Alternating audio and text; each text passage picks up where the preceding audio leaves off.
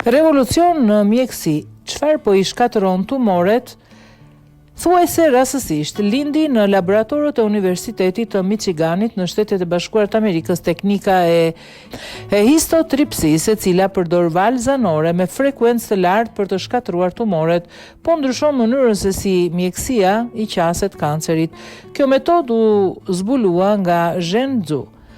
Atëherë një studente doktorature në inxhinieri biomjekësore në fillim të viteve 2000, ndërsa eksperimentet me një metodë për të eliminuar rindet e sëmura nga ndërhyrja kirurgjikale zuriti frekuencën e ultrazërit për të zvogëluar zhurmën që shqetësonte kolegët e saj të laboratorit.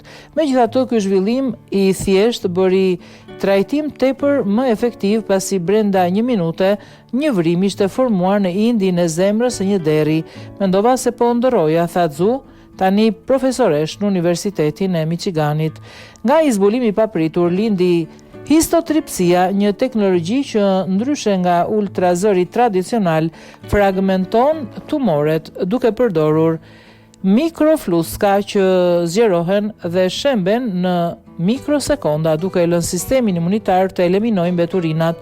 Në vitin 2023, Administrata Amerikane e Ushqimit dhe Barnave FDA miratoi teknikën për trajtimin e tumoreve të mëlçisë me një studim të vitit 2024 I kryer nga Histosonics, një kompani themeluar për të komercializuar zbulimin e Zhus, raportoi një shkallë suksesi teknike prej rreth 95%.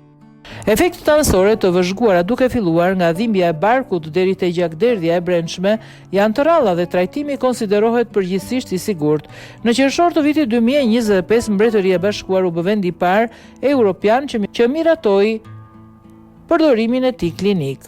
NHS ka përfshirë histotripsin në programin e rrugës së qasjes pajisjeve inovative I projektuar për të identifikuar teknologji të reja për nevojat klinike të pazbuluara. Shumë njerëz e mendojnë ultratingullin vetëm si një mjet imazherie, por provat sugjerojnë se ai gjithashtu mund të shkatërrojë tumoret, të zvogëlojë metastazat dhe të përmirësojë trajtimet e tjera të kancerit, pa ju drejtuar kirurgjisë, theksoi Juli Eral, një studiuese në Institutin Ramon y Cajal në Spanjë.